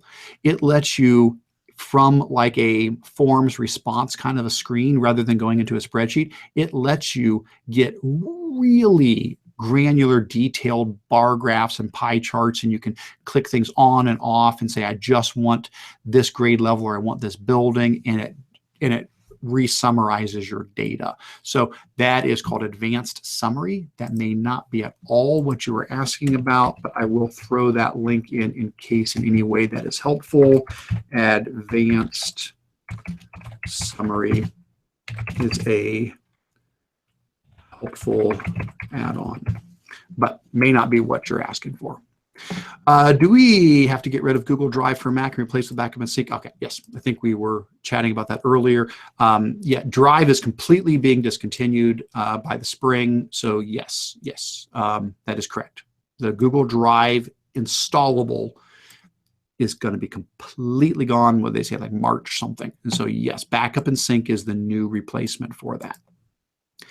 Hi, can you please share how you host these meetings, meaning what software you use to share the screen? So yeah, everything I'm doing is through Google Hangouts, and I would point you to another blog post I did that will at least give you a little bit more info. This one's more on how I do my webinars, but I do these meetings pretty much the same way. So this blog post I did a while back talks about that.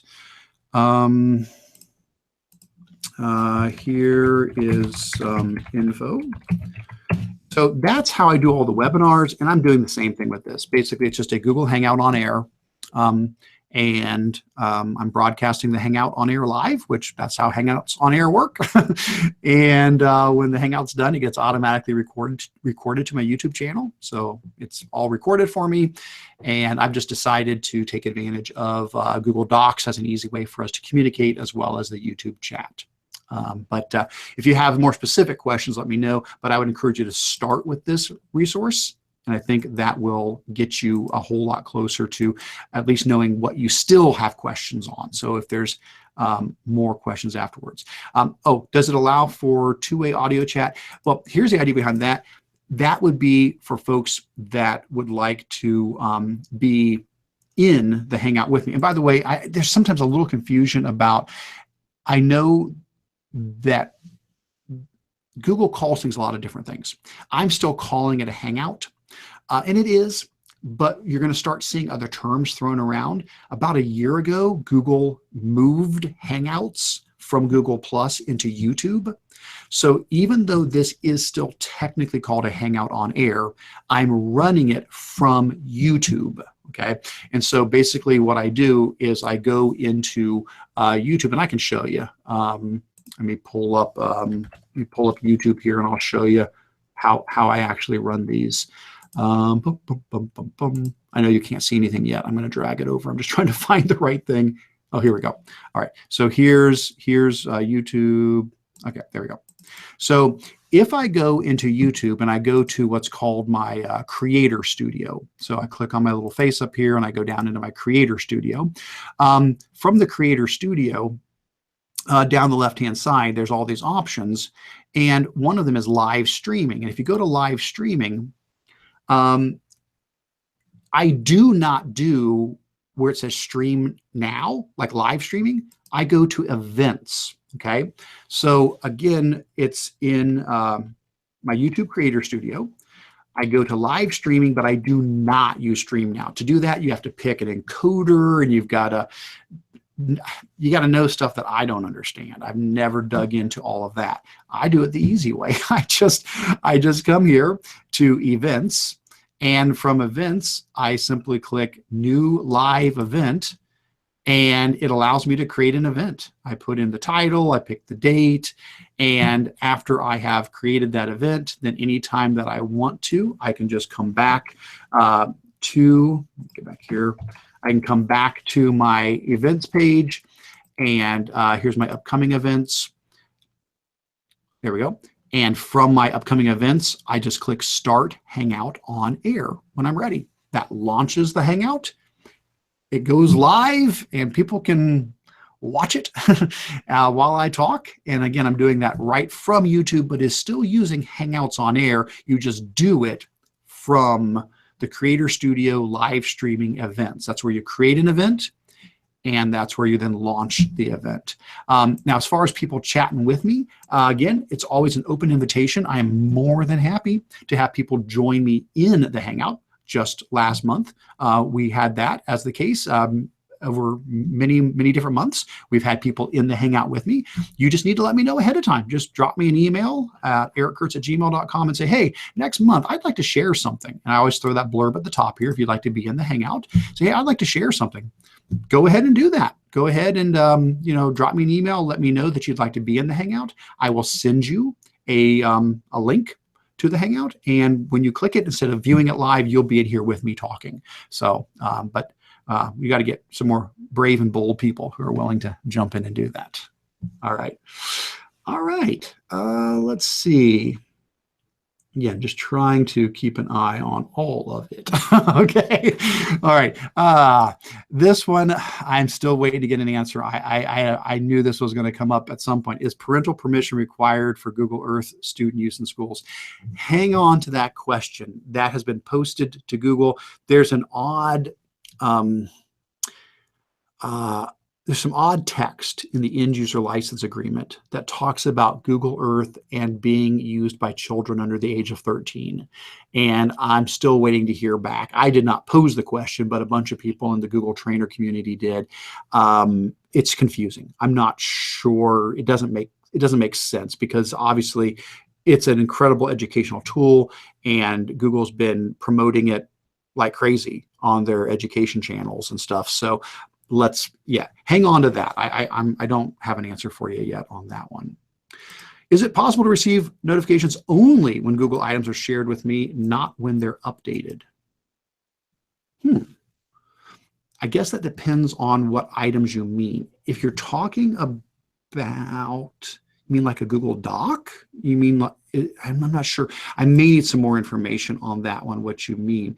Because obviously I get emails when people share things with me, but as far as getting updated, the only way I get an email if something's updated is if I have chosen to, like in Google Sheets. In Google Sheets, I can turn on notifications, or if it's comments, like if you like comments, if I come up here and I click on comments, notice there's a notifications button up here under comments, and I can say I want to get notified every time somebody makes a comment in this.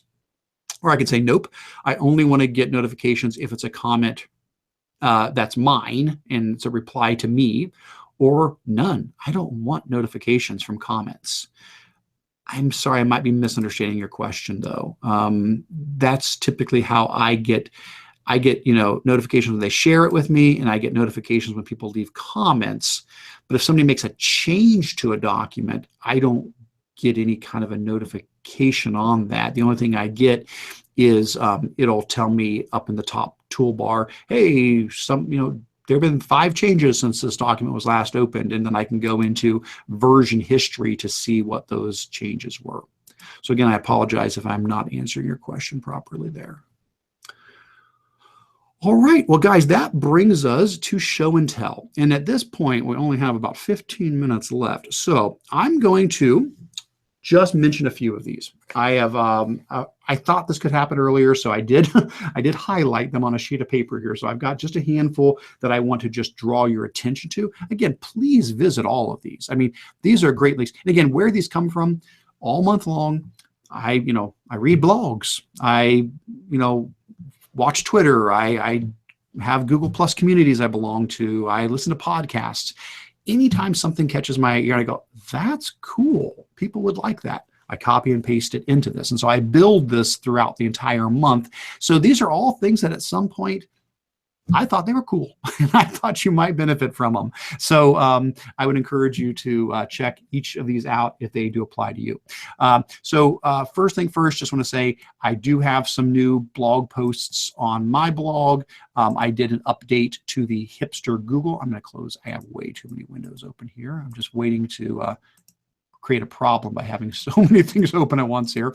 I did an update to my Hipster Google presentation. That's a presentation I've done for a long time. InfoHio asked if I would do one that is library focused. So here's a link out to that one. There's a recording at InfoHio you can listen to hear the webinar. You can always go back to my original Hipster Google one that I did a while back.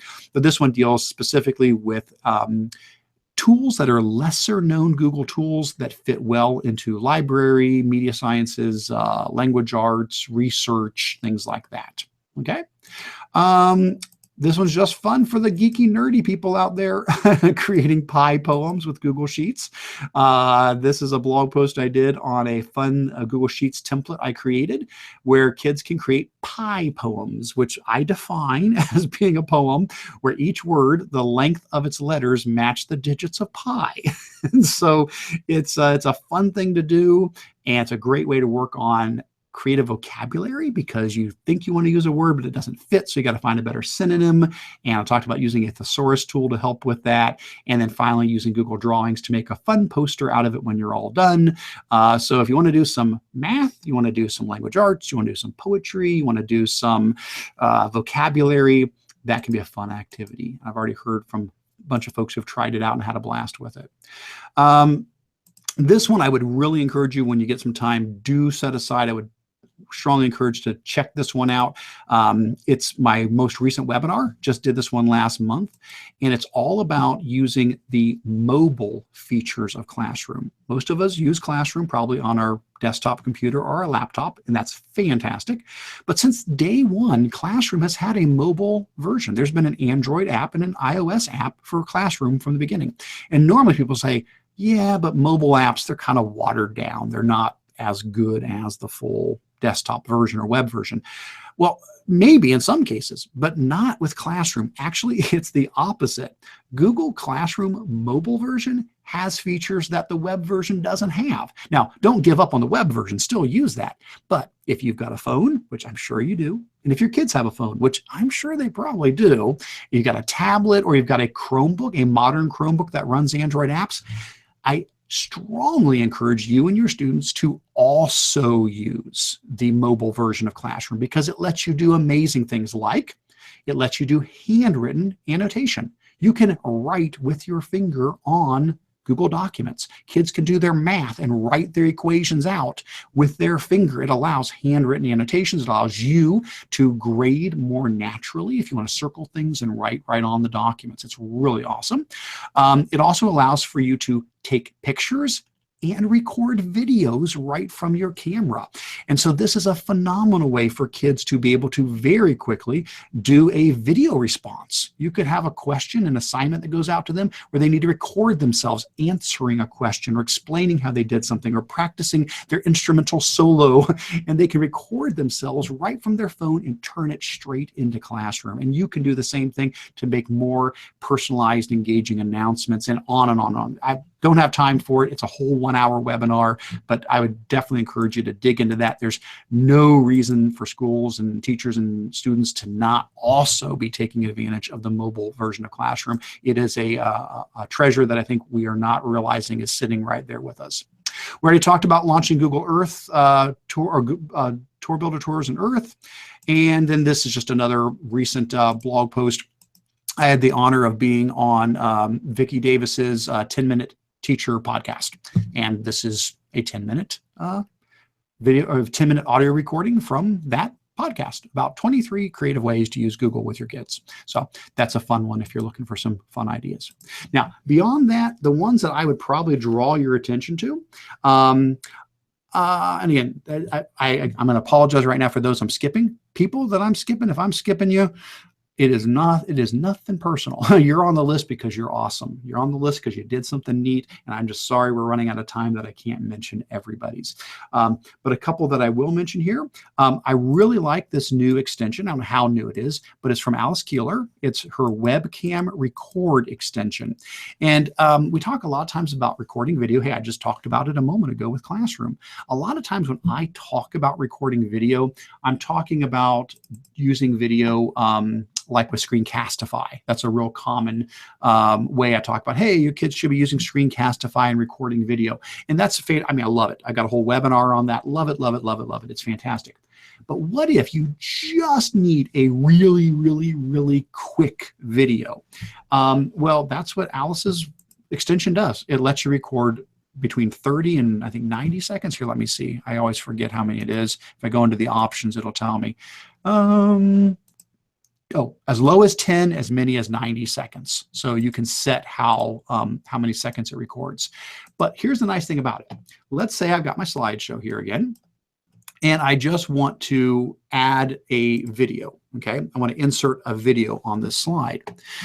If I click on her webcam record extension, I can record a video, and as soon as I'm done, it saves it automatically to my Google Drive, which means I can then insert it right into the slideshow. Piece of cake. So if I come up here and click on her extension, and I hit start, give it permission. Sorry, I haven't used it on this one before.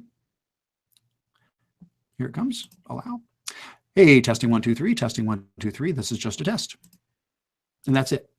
It's nothing more than I click the extension, I start recording, I'm done. It copies the link into my clipboard. So if I'm in Google Classroom, I could now just come in and paste that right into Classroom. Or if I'm in Slides and I go insert video, it's going to be right in my Google Drive. If I go to my Google Drive, that video is going to be right there, and boom, there it is. Now, it may take it a moment to render. Sometimes it doesn't, show up like right away, but that's it. It's done. I've recorded a video and I've thrown it right in there. So that's another really slick extension that I really caught my eye this time around. I love this article from, let me see, which one am I looking at here? Sorry, I'm trying to go down the list here real quick.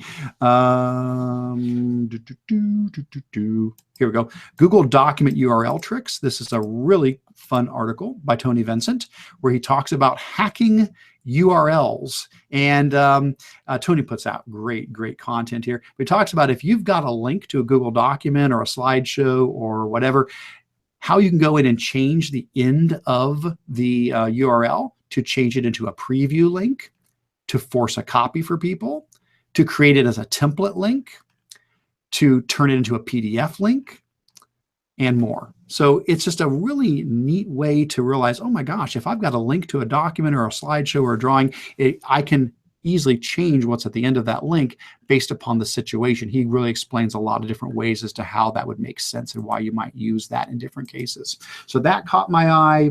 I thought this was really cool. Tech Tuesday tutorials from Georgia Southern University. I love Video PD. I do it myself all the time. And I saw these guys posting in some of the Google communities. And I said, let's check and see what they're putting on there. This is a YouTube playlist, and they add new videos each Tech Tuesday, and they're good. They really are. They're just nice, solid videos. They're not real long. They'll tell you, don't watch our first ones. We didn't know what we were doing. So if you go down to the later ones, they're really slick. I've watched some of these and picked up things I did not know, and hey, they definitely could get a whole lot more views. So subscribe to them and watch their videos. I thought it was really good. Wanted to give them a shout out. Another one that is just fun to mention is this one by Steve Wick. It is adding countdown timers in Google Slides. And this is one of those, why didn't I think of that kind of things? You're like, that makes perfect sense. What a great idea. So Steve, great guy, love Steve. He posted this blog post about how, well, you can add videos to your slides, right? Well, did you know that on YouTube, there's a whole bunch of countdown videos where people have actually made videos of a timer counting down? Why not just stick that in your slide if you need a countdown timer? So like, here's a slideshow where if I run it, I can hit the video button there. And while my slideshow is running, I have a countdown running there. So if I need let's say I'm doing a presentation and we get to a spot where we need the teachers or the students or whoever to spend 5 minutes working on something. Well, I could just go on YouTube, search for 5-minute timer, and you will find a countdown timer video for 5 minutes. Insert it into your slideshow, and you can even have it auto start if you want. Slides will auto start it, or you can just hit the play button. And now you've got a ready to go timer for that 5-minute activity that they need to work on. And once it's done, now everybody can pull back together. What a great idea. It's just common sense, and I never even thought about it. I thought that was really cool. Another thing that I want to mention real quick that I think was a great extension I came across was the VoiceIn Voice Typing extension. When it comes to voice typing, where you speak and things typed for you. We already know we can do that in Google Docs. So if I use tools and I use voice typing, that's perfect for in a Google Doc. I pull this up, testing 1, 2, 3, boom, love it. Okay, we love that. That's fantastic. That's great. But what if you're not in a Google Doc? Can you do voice typing other places? Well, this is an extension that, yes, it lets you do that. So if I am, somewhere else, on some other site that has a text box to fill in, I don't know. I'll just, let me head over to I don't know, Dogo News has a search box on their screen here. Do they search? Yep, looks like they got one up there.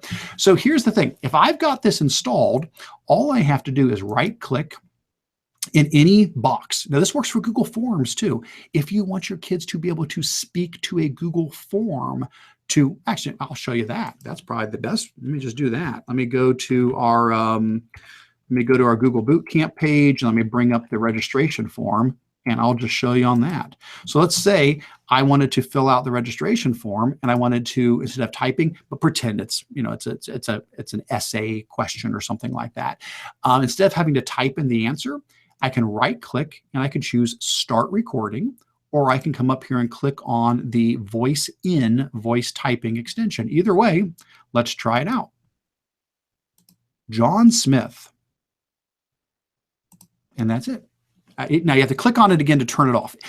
That's the only thing. It keeps listening to you until you turn it off. But sweet, it's a free extension and it's great. So if you need to do voice typing in places that it's not inside of Docs, I would definitely encourage you to try this one out. I've been impressed with it.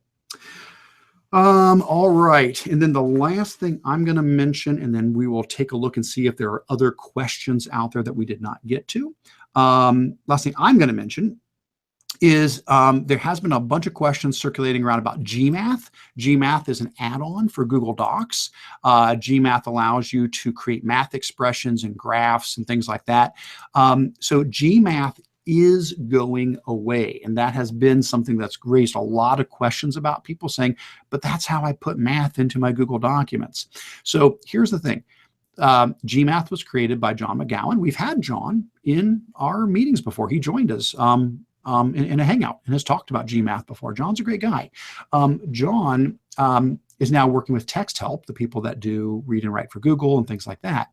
And they have released what's called EquatIO. And I've got a blog post about that out there somewhere if you want to learn more about EquatIO. The key is John went ahead and put out a blog post trying to explain to people, because there was a lot of confusion about what's going on here.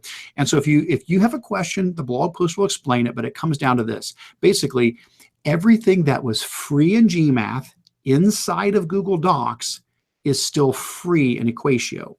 EquatIO, though, also has a paid version. So you don't have to get the paid version. There's more stuff with it. It does more things. But what was free in GMath for Google Docs is free in EquatIO for Google Docs. So it is the new version. It's an extension, not an add-on. So just wanted to mention that because that had come up a lot. People had questions about it. And I did not add this, but Alex threw this in, and I think it's a great point if people were not aware of this. Shift+Z is one of those unknown hidden features in Drive.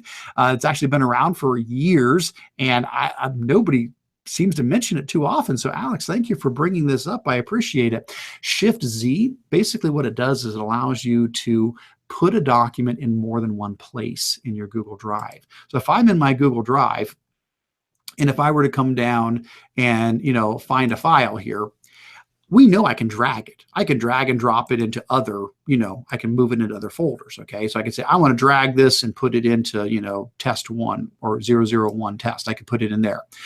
But then it's just there. It's not here anymore. It's only in that one place.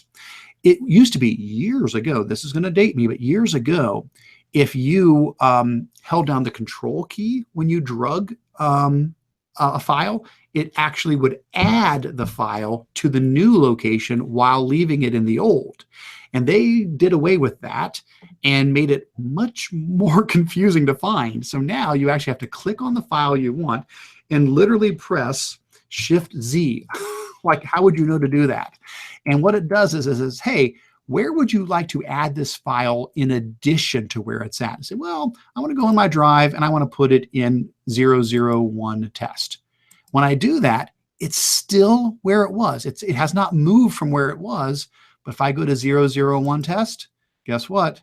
It's now there also. It's in both places, not a copy. It's just, well, it's not like it's really in either place. It's all in the cloud. It just links to the files. It's not a copy. It is the same file. So that is a slick trick. Thanks for mentioning that, Alex. Well, guys, we are about at the end. We got about a minute left. So what I'm going to do is I'm going to scroll back up and see if there's something glaringly jumping out that I have completely ignored that I need to take a look at here. It looks like you guys have been so helpful. I appreciate everybody who has commented, because you have provided very helpful answers for each other as well. I really appreciate that. If there's something that I have completely blanked on and missed, please let me know. I'm looking in the chat. I don't see anything in the chat that's saying, Eric, you missed something, as I think we're okay. Again, I want to thank everybody so much for taking 2 hours out of your day to be here today. But I also want to thank you for your contributions. Thank you for sharing resources and for answering each other's questions, and for helping us all to get smarter and better as a group together. As we wrap up, couple of very quick reminders.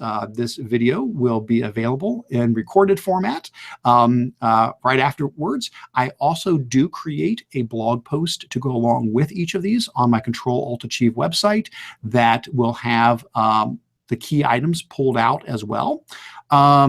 If you did not sign in, don't forget, under the important links, we do have a sign-in form that allows me to keep track of how many people attend, so I can report those numbers to Google. It also allows me to generate certificates of attendance for you. Other than that, I would remind you to please visit bit.ly/GEGOhio. That is our website where you will find the discussion board, the calendar, but also our monthly meetings. Our next meeting will be coming up at the moment, October 27th. Again, always check this. If we need to move a meeting, it will say so on here, but the date and time, will be listed on this site. There will be an agenda link and a video link for that meeting as well when we get closer to that time. Again, thank you guys so very much for being with us here today. Have a fantastic weekend. Take care.